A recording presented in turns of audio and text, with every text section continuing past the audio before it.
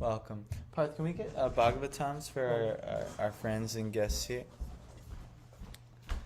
So welcome to Mantra Central. This is a little home temple where somehow or other we are, by the grace of Srila Prabhupada, by the grace of the Gaudiya Vaishnavas who've brought the ancient teachings of India all over the world, we are, somehow or other, I've been infected by this Vedic, incredible disease of Krishna Prem. And so now I'm also, we're helping and infect everyone with this Harinam Sankirtan Yagya, which is the Yagya for Kali Yuga, mentioned in the Bhagavatam. So we follow this Bhagavatam very sincerely. This is the magnum opus for Kali Yuga on how to, extract and take the essence of the Vedas and bring the Vedas for the welfare of all. So the Srimad Bhagavatam it's mentioned in the Bhagavatam, is spoken by Shukadeva Goswami. It's said to be, who's the son of Vyasadeva. It was taught by Vyasadeva to Shuka. And it was spoken by Shukadeva Goswami to the Emperor King Parikshit, the grandson of Arjuna, at the beginning of Kali Yuga. Or right at the end of Dwapara Yuga and the beginning of Kali Yuga. And this was going to be the lifeboat that saves all of humanity in this very dark age that we're in. And we're in a very dark age. You're seeing it. The temples, except this temple, it's filling up in the mornings. But the temples are getting empty. We should just move over a little bit so our friend... We have Sridhar and Sri Priya, right? Yes, very good. I'm Ramdas. Nice to meet you. Everyone else, you all know me. Rishi and Sahil, the days are winding down. We only have 2 more days with these boys. So we'll be missing you guys. So welcome to Srimad Bhagavatam. We've read the first 6 chapters of the first canto. Many things were explained. One of the prime things is how special of an incarnation Sri Krishna was, the final seeming incarnation, but actually it's explained. There's a verse that says Krishna's tu Bhagavan Swayam. This is in the 2nd chapter of the Srimad Bhagavatam. And it actually is mentioning what Krishna mentions in the Bhagavad Gita, that he's the source of all incarnations. And actually this incarnation, Krishna, is very special. And actually the Srimad Bhagavatam concludes in the 10th canto with its climax, which is all of Krishna's pastimes. And 1/4 of the whole Bhagavatam is the pastimes of Sri Krishna. And we see how all the other avatars are fulfilled in Sri Krishna. From Ram, especially Ram Leela transitions into Krishna Leela so nicely. But we see so much is present in Sri Krishna. But now, it takes us back. It tells us that conclusion very early. But it's taking us to how the Bhagavatam even was spoken.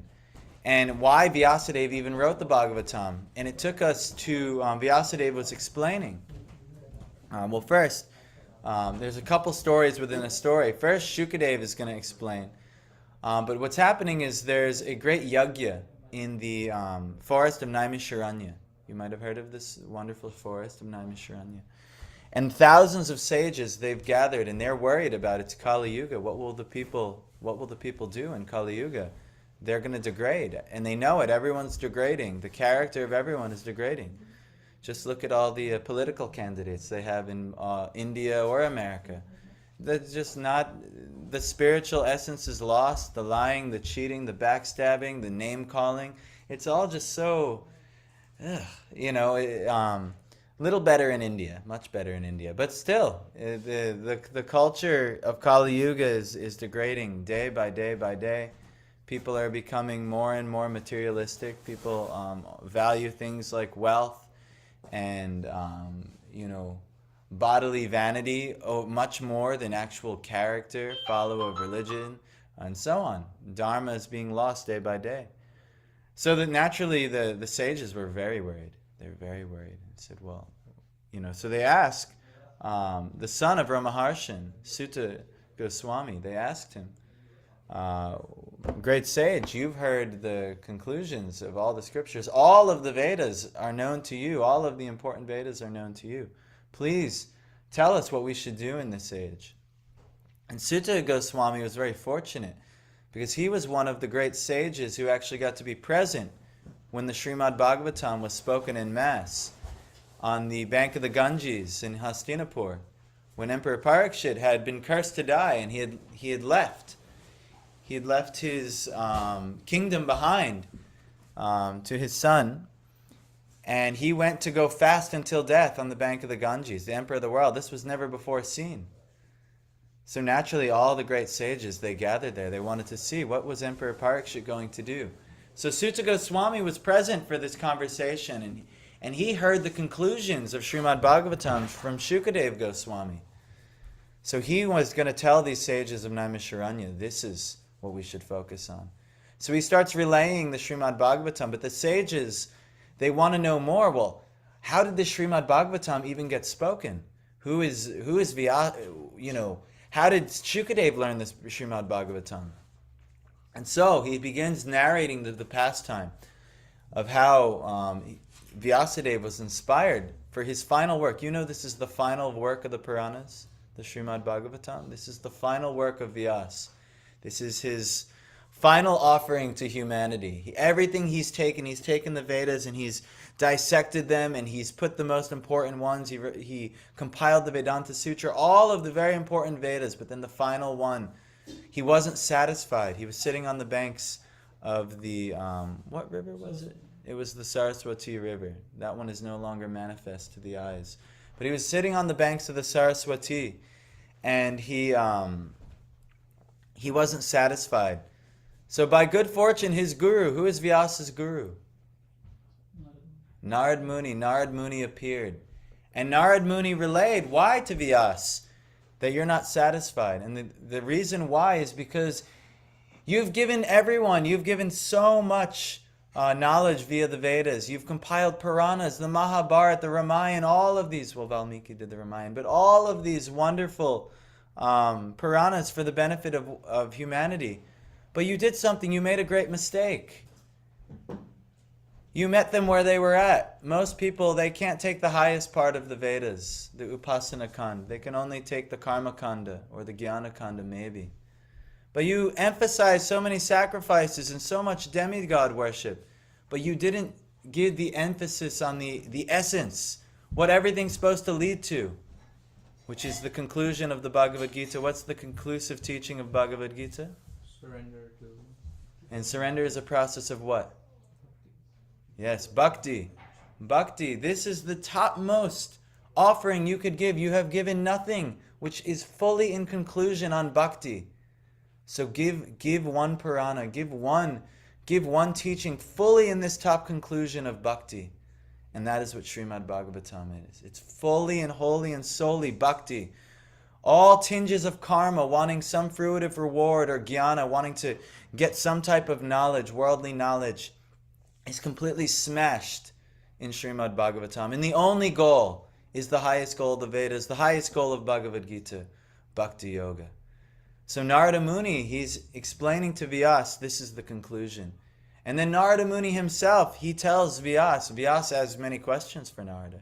How did you get bhakti? How did you become in your position? You're the intimate associate of Narayan. You're the sage amongst the demigods. You can travel all over. And all that Narada Muni does, he glorifies Sri Narayan. He glorifies the Supreme Personality of Godhead. That's all he does. In Bhakti Yoga. Through the main process of what?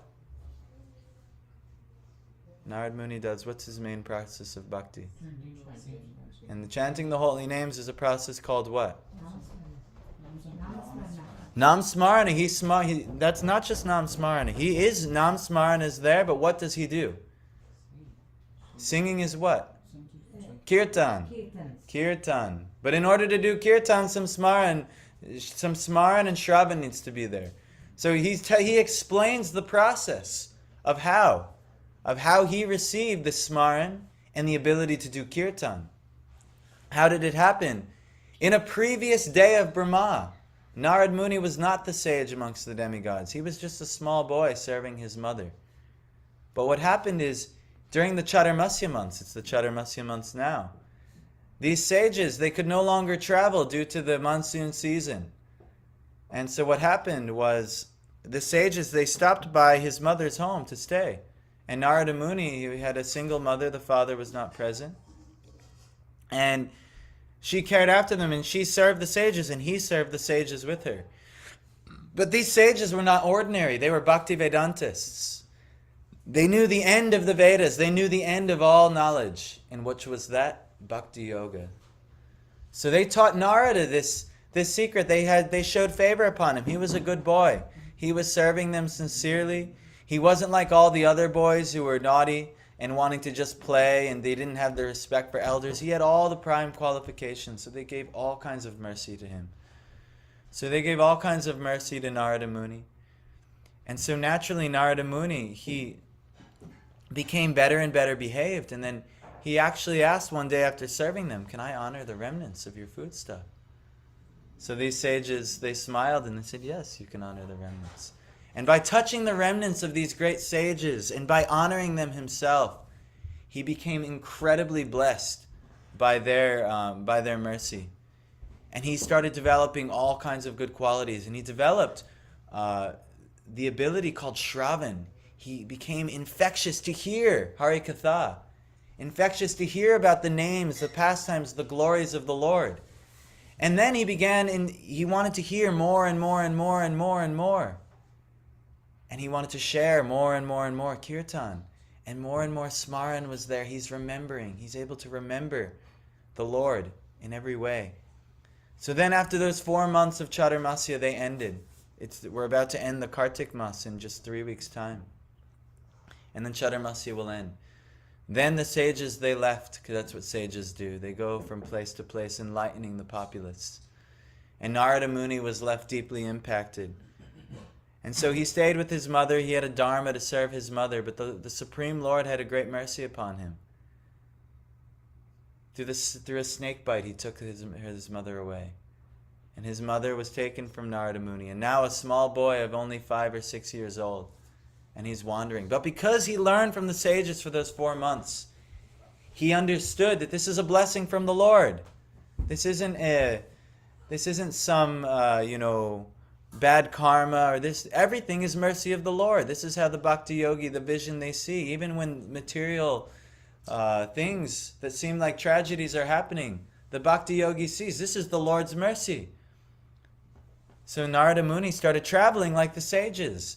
And he went from town to town, village to village, chanting the glories of the Lord. That's all he knew to do. That's what the sages taught him to do.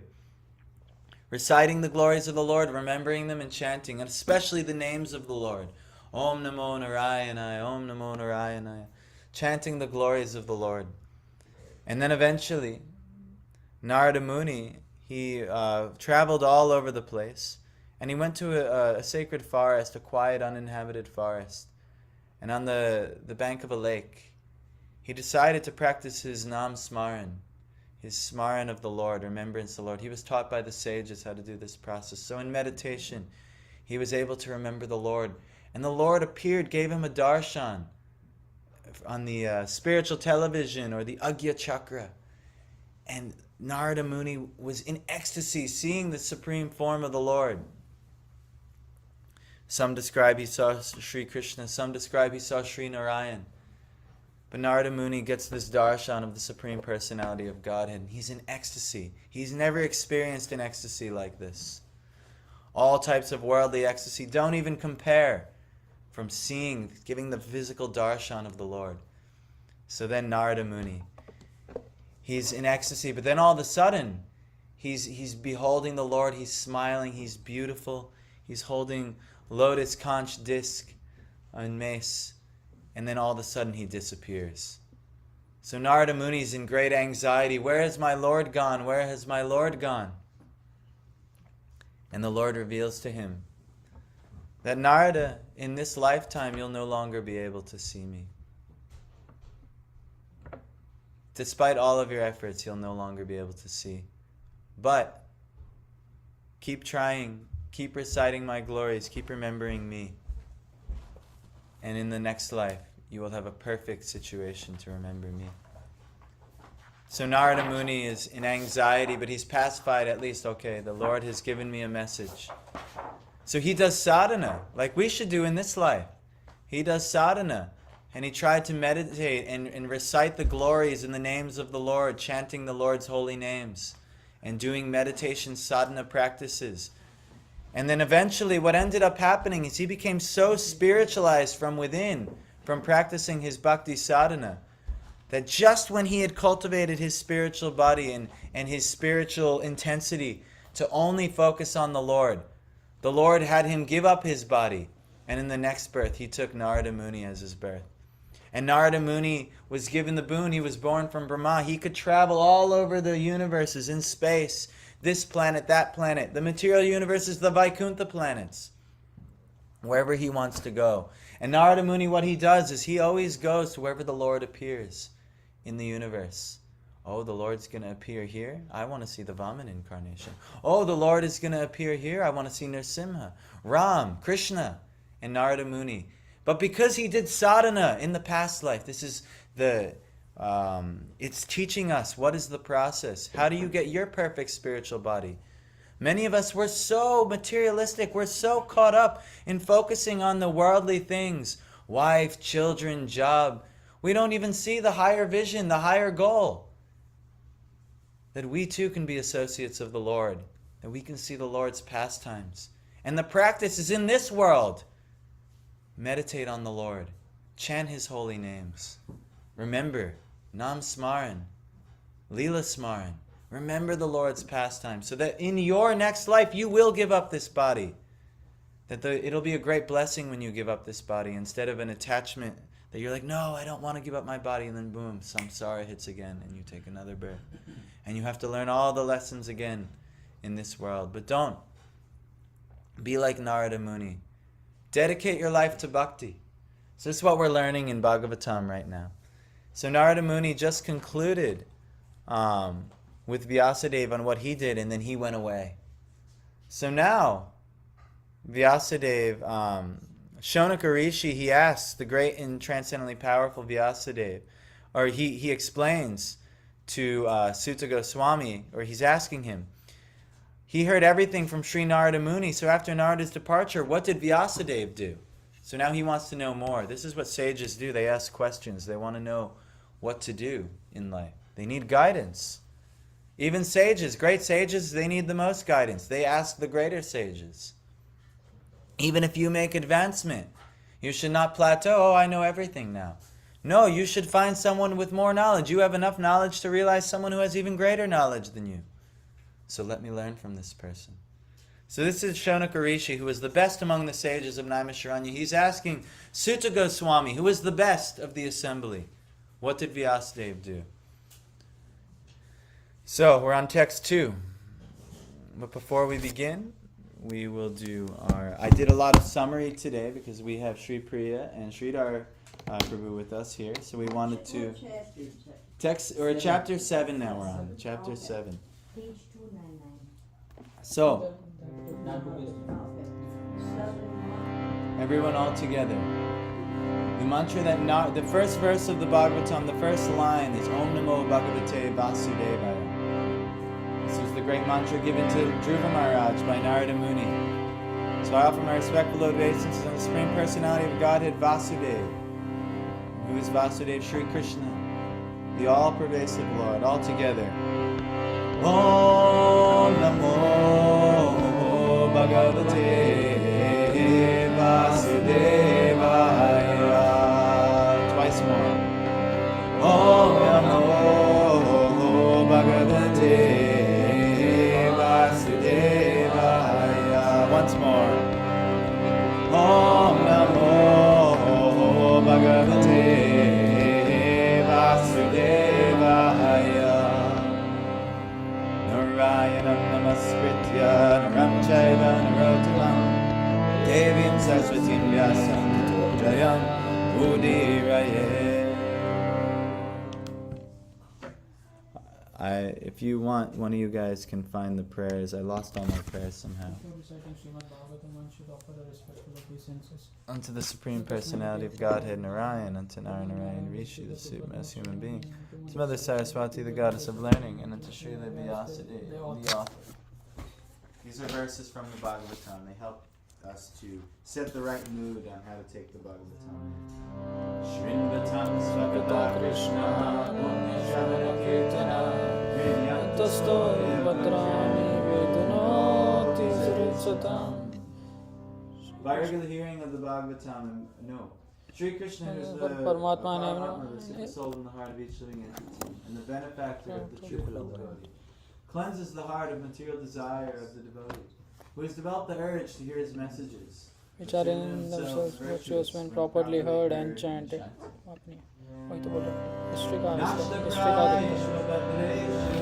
Nityam Bhagavata Sevaya Bhagavate Uttama Shloke by regular hearing of the Bhagavatam and by rendering service to the pure devotee, all that is troublesome, all that is troublesome to the heart is completely destroyed. In love with the Supreme Personality of Godhead, who is praised with transcendental songs, is established as an irrevocable fact. Jai. So develop the urge to hear the messages of the Bhagavad. All your troubles will be dissipated in this process. And love, bhakti, for the Supreme Lord will be established in the heart. And nobody can take it away from you. So this is our duty in this world, in Kali Yuga, to cultivate a bhakti sadhana. It's now more important than ever, but it's easier than ever. The simplest, most effective method. The Yuga Dharma. Harinam Sankirtan. Just call upon the names of Hari. Call upon the names of the Lord. So no matter what tradition, whether you are a Sri Vaishnava or you are in there's four sampradayas, any sampradaya, this is the Yuga Dharma in Kali Yuga. Harinam Sankirtan. This is why we chant the Maha Mantra. The Maha Mantra is the Brahmataraka mantra for the age, the special mantra for the age. It has the three names of Hari and Hare, Krishna and Rama. They're all the most important names of this Kali Yuga. So we chant this mantra and it gives great ecstasy. So we chant this mantra, and this is the most important process of the age, is to chant this Maha Mantra. Actually, there's a verse, Harinama, in the Brihan Naradiya Purana. Harinama, Harinama, Harinama eva kevalam, kalo nastyeva, nastyeva, nastyeva, gatiranyata. In this age of Kali, the only means of deliverance is the chanting of the names of Hari, the chantings of the name of Hari, the chantings of the names of Hari. There is no other way. There is no other way. There is no other way. So without this Nam Smaran and Nam Kirtan, this is incomplete. We must have this as part of our practice. Every day we should be chanting the names of the Lord.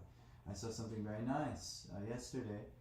Sri Priya Mata, she wanted to stay here for some time. I said, okay. And she wanted to chant the Vishnu Sahasranam, the 1,000 names of Vishnu. This is such a beautiful, beautiful practice. And we're so happy that you chanted that before our deities. But this is the process. Be chanting the names of the Lord, chanting the names of the Lord. Narada exemplified this.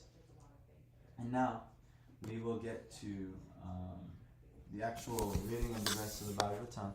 Because I did so much summarization today, we will have to read less than we usually do. But nonetheless, we will read. So, text 2.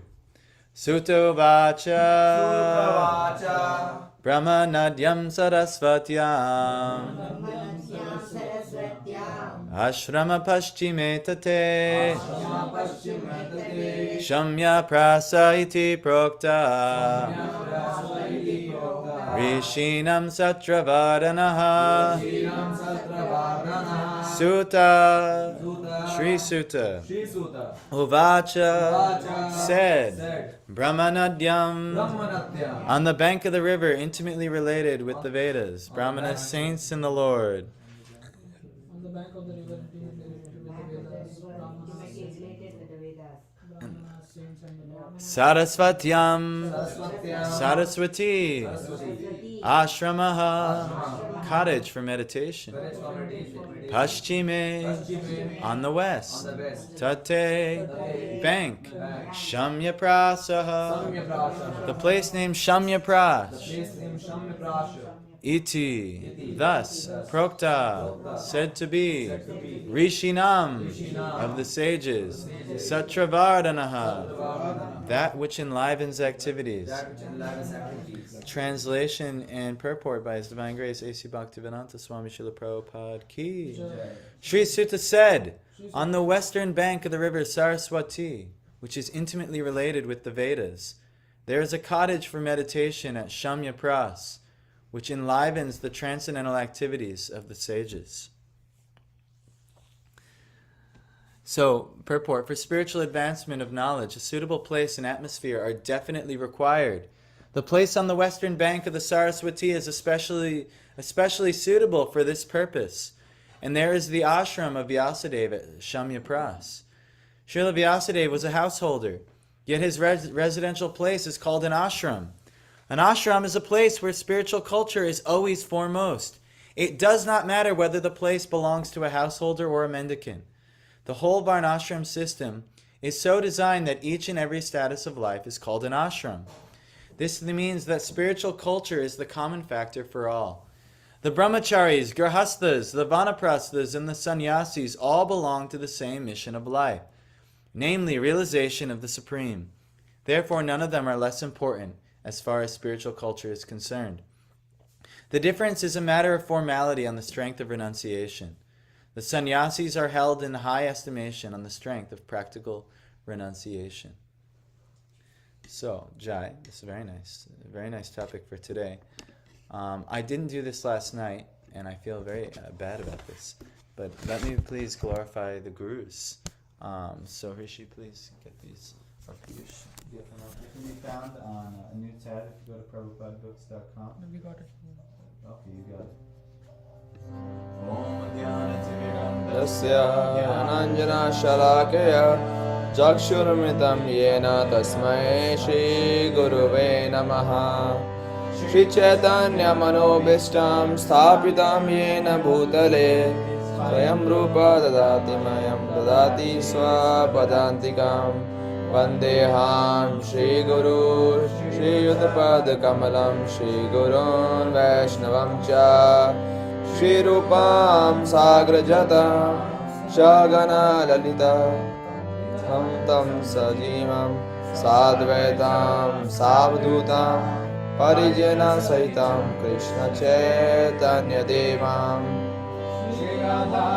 Krishna Padam Sagana Lalita Shri Vishakhanvidamsha Krishna Karuna Sindhu Deenabandhu Jagatpate Gopisha Gopika Kanta Radha Kanta Namostute Kanchana Gaurangi Radhe Vrindavaneshwari Vrishabhanusute Devi Pranamami Hari Priye Vanchakalparvasya Pasindhu Beva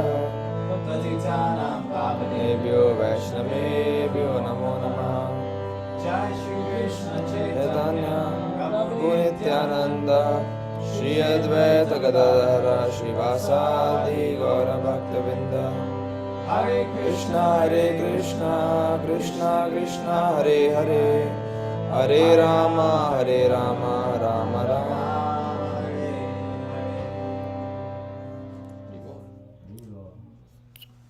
So, I can take that back now. Very nice. I love seeing this place so filled with people eager to hear Hari Katha. This is so important. If we don't hear first, there's no chance of proper kirtan or smaran. We have to hear. So, very important to do this process of hearing. Luckily, by everyone's good fortune, we're able to hear the purports and the realizations of His Divine Grace A.C. Bhaktivedanta Swami Srila Prabhupada, who is the foremost scholar of all of India, who brought the teachings of the Vedas worldwide. Nobody has done what Srila Prabhupada has done in bringing this everywhere, all across the world. So he's naturally, actually, as far as I know, he is the greatest saint that I know, because without him I would have never ever had access to any of the ancient teachings of the Vedas. And actually there are millions of others like me. And actually just see all these young boys who they come from India, they want to get work in the West. Probably spiritual culture is not the number one focus of the life, to come to the West. But now they've come and look what they've found, what Srila Prabhupada has gifted the West. And that's their culture. Coming back is prominent in their life. So we, by good fortune, we have the ability. He has translated out all of Srimad Bhagavatam in English, so everyone could hear. English is you could say it's the language of the Malechas all across the world. But it's ultimately, it's the most common language in Kali Yuga. And so in English, for these ancient wisdom scriptures, for people to have access, this is an incredible boon. And so we offer our obeisances to Srila Prabhupada, and we're so fortunate to hear from him. And if I do anything correctly, I'm only just transmitting what Srila Prabhupada has come to teach. Because I'm not qualified, no one should consider me any type of guru or anything like this.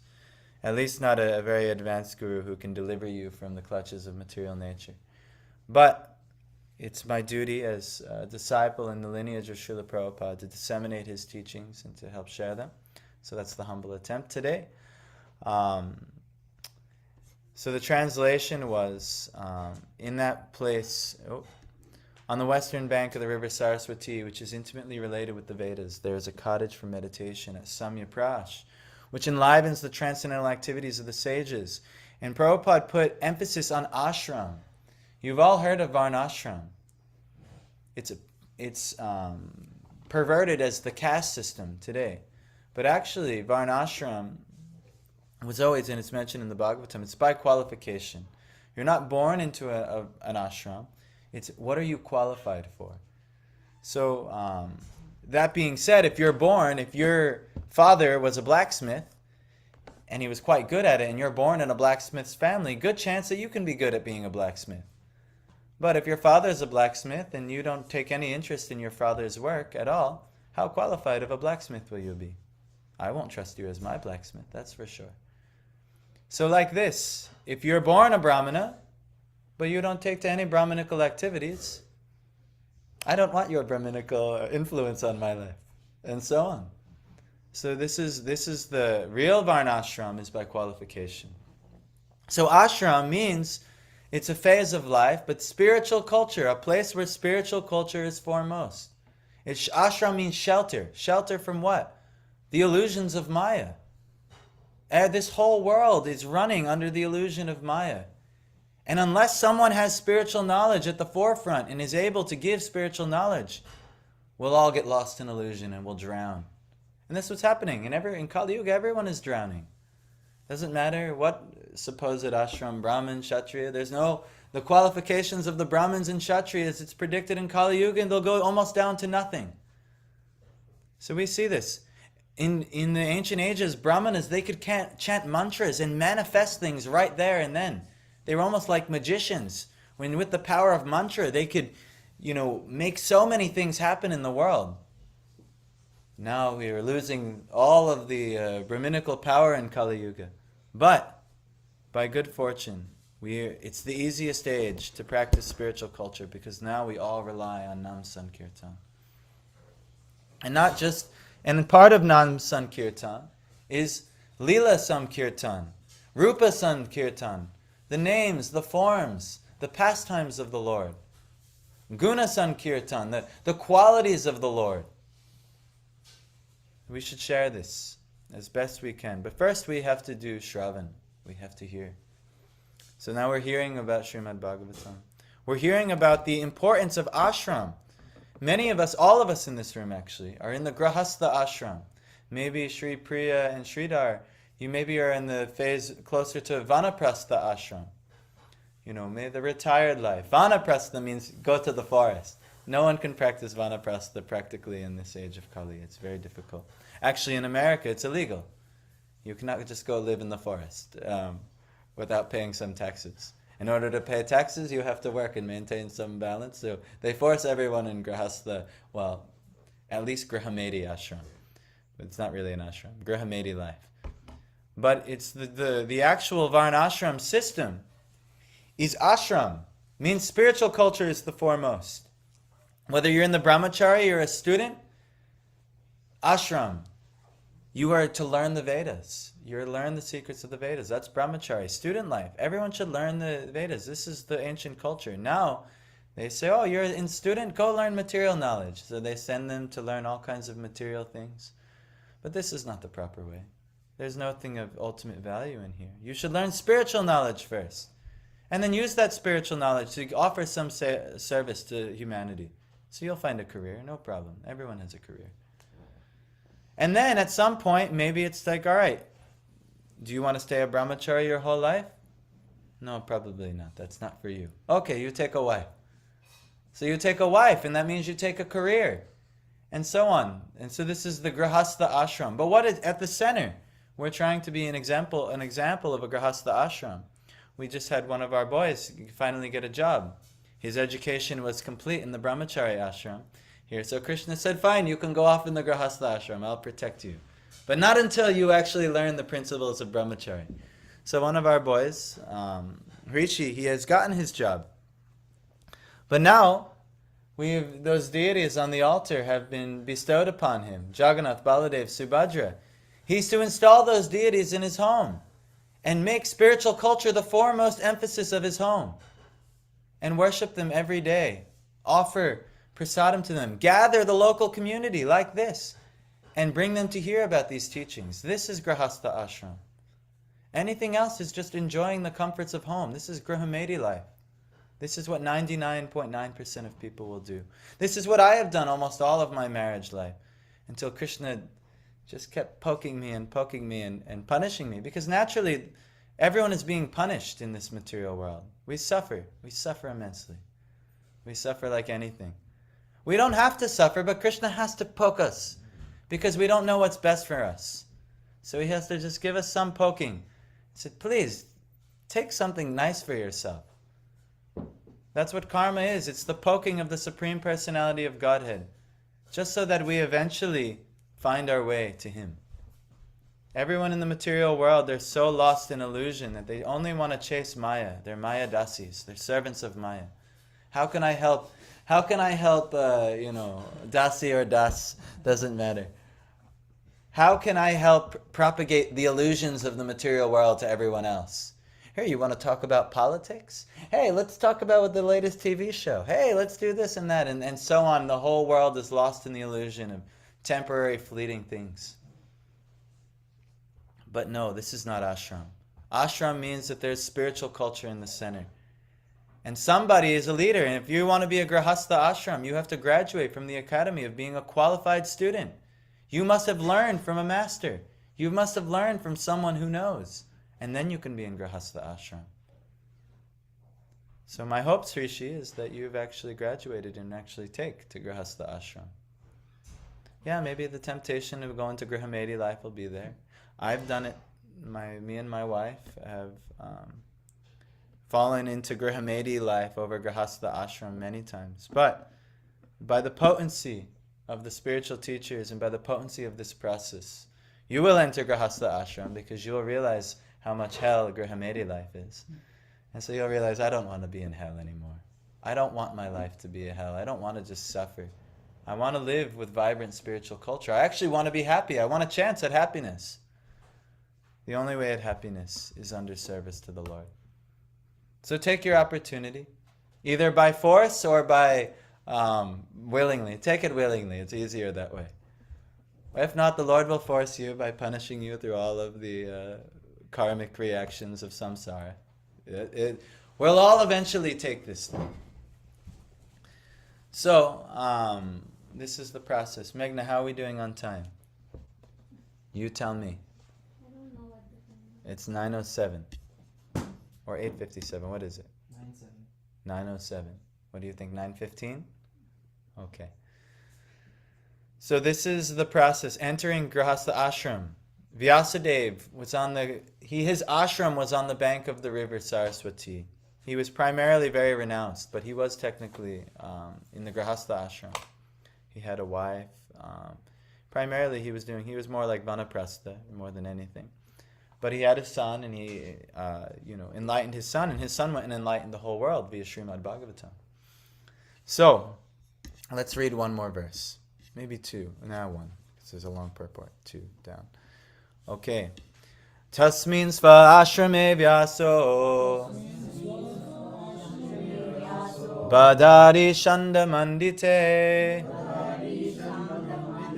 Asino paupasprishya Pranidadhyo manasvayam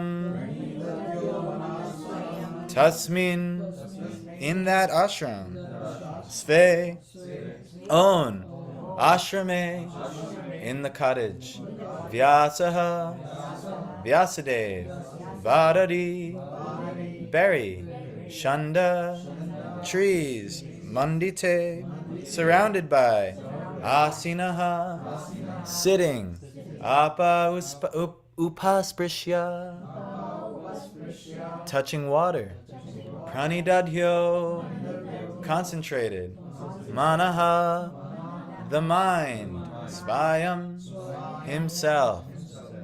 In that place, Srila Vyasadeva, in his own ashram, which was surrounded by berry trees, sat down to meditate after touching water for purification. Purport, under instructions of his spiritual master, Srila Narada Muni, Vyasadeva concentrated his mind in that transcendental place of meditation. Actually, he was about to do the process of smaran. He needed to remember, he needed to actually connect with the Supreme Lord and remember Him and connect, so that he can actually, what he's about to do now is manifest the Bhagavatam. He's about to take it in and dictate it. So this is ultimately, he needs to, center himself in meditation. And he's much more advanced than we are. In this age, we have to read.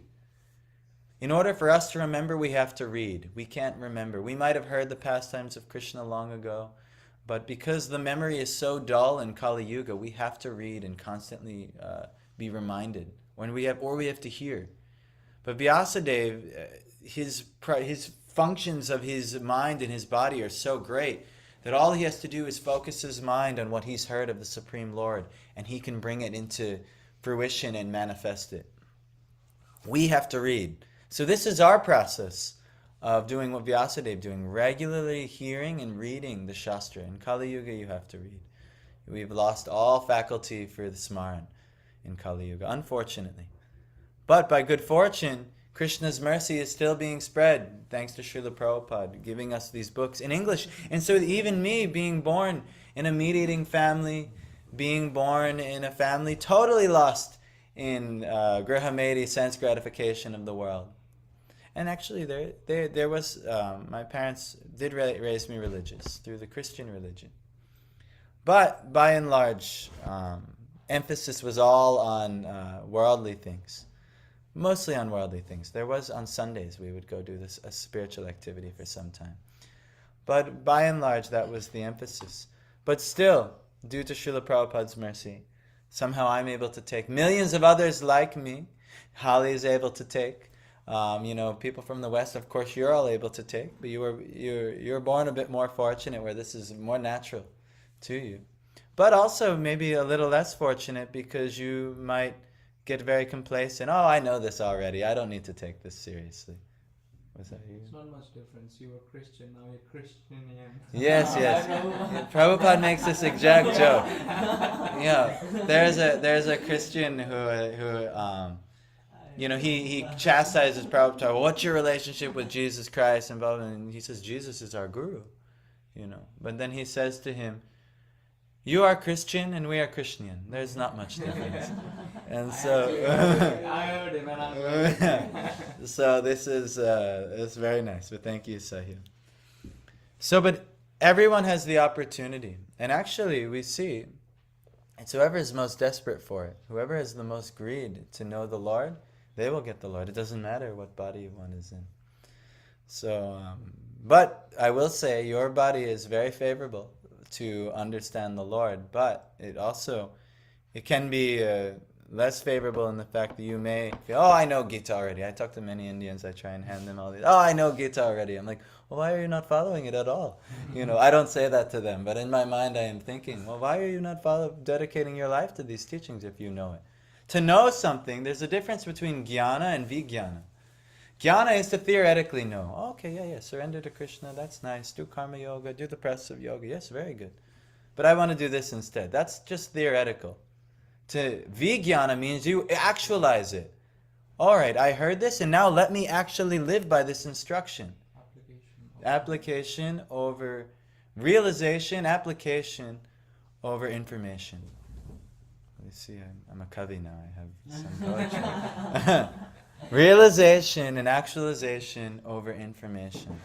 Information is there. And the students in the West, they teach us to just take information, and then it's time for the test. You regurgitate that information, and I've passed the test. But how much application, actualization is there? None. I don't remember anything I tested for in school. And nothing. Nothing is so much practical for me on any of the tests I ever took. Because this is not education. Education is not information. Education is realization and actualization. Living by what you learn. So, I learned today that Meghna has to do many school things, and it was her birthday yesterday. And I promised her that I would end in a timely manner. So I'm going to actualize that by ending now. But please, join the Varna Ashram system at least. Make your life a life of spiritual culture. Yes, I'm not saying you become a Gaudiya Vaishnava, worship like I'm worshiping. That's not important. You become, somebody realized who devotes your life to the spiritual culture under guidance. Have guidance. So, if you'd like, we have really nice guidance in the spiritual society we're part of. Many know it as ISKCON, but there's a greater Gaudiya Vaishnava community we're following under lineage. And from the most recent avatar of Chaitanya Mahaprabhu, I'm not sure if everyone's heard of Chaitanya Mahaprabhu. He's a very, very great personality. We worship him daily on the altar. It's all by his mercy that we have bestowed this gift, and now we're just trying to share this gift because that is our instruction. He's actually recommended that every Indian should make their life this. Everyone born in Bharatavarsha, they should devote their life to sharing this culture with the whole world, because you have something the whole world needs. The whole world has so much material opulence, and then most in India, they want to chase this opulence. And they say, we should have this in our country too. But what you have in India is far more valuable than what any culture has. But in Kali Yuga, of course, most want to forget that thing and chase what the rest of the world is chasing. But you have the greatest gift, so please share it with the rest of the world. I say this only with so much gravity because I don't know if I will meet you both again. So I'm speaking like I'll never see you again, which is possible. So thank you so much for joining today. Please make your life. You're all in the Brahmachari or Brahmacharini ashram here, but some of you are entering the Grahastha ashram, which is householder life. That means if you do associate with a significant other, you do it under the confines of marriage. And under the confines of marriage, and you do so with these two are also leaving me tomorrow, so I'm also speaking with more gravity, just so I can. And Jagannath, Baladev, and Subhadra, they're leaving. They're having their home. You can visit them in Buffalo, no problem. They'll be there. So they're going to be the deities of Buffalo. So Buffalo was one of the original centers that Prabhupada opened, but it's the only center that didn't maintain.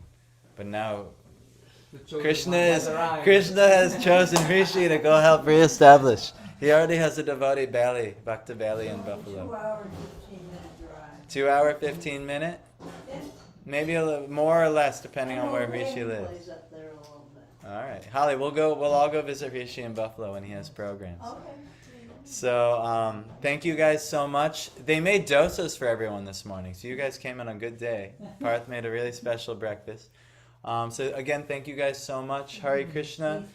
Hare Krishna. If you want to continue to join us online, we do this every day. And you can listen on your own time. we have a YouTube channel, so feel free. Maybe I'll share the YouTube channel, and you guys can continue the Bhagavatam study with us if you'd like. But if not, there's a lot of great teachers everywhere. You could find within ISKCON or the Gaudiya Vaishnava Society, there's a lot of great teachers out there. But anyway, thank you guys so much. Hare Krishna. And please enjoy prasad, everyone. Sevak team, please take care of our special guests and serve them first, and in such a be as generous as you can possibly be to them. So Holly, Shri Priya, and Sridhar Prabhu, please let them eat nicely.